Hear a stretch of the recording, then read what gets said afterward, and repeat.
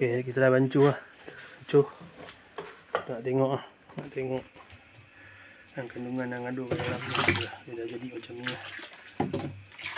Dia campur dengan dedak badi tadi. Dia bentuk macam ni. Ni kita nak kena peram sekurang-kurang lah 2 minggu ataupun 1 bulan lah. 1 bulan. So kita boleh guna dia. Okay, kita nak masukkan trichoderma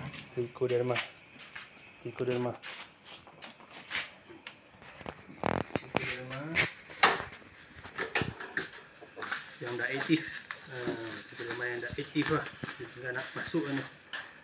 Kita beli trichoderma yang dah aktif ni sebab dia harga dia murah sikit lah kan. Jual ni kita daripada 1 liter ni kita nak jadi 150 liter.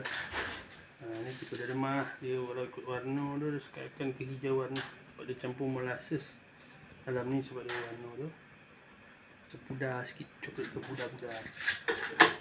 Ada pada hado ni lah, ada trichoderma kita nak masuk lah.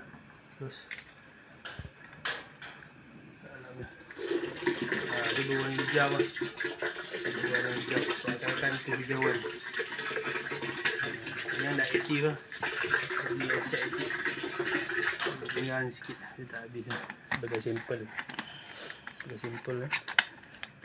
So kita tengok kalau kita buat jadi besok trichoderma ni warna dia besok dia seakan macam ni, macam coklat kehijau-hijauan. Kacau lah, masuk kita kena kacau.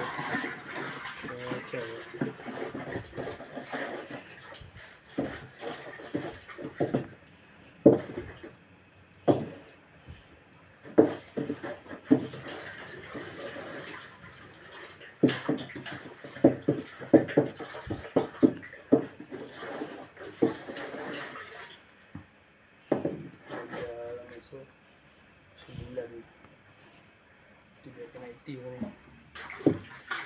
Kita tengok warna dalam warna dia ada bentuk warna hijau-hijau sikit. Kat atas itu ada warna hijau-hijau. Sekam badi ni yang terbaik. Air kelapa, sekam badi, molasses.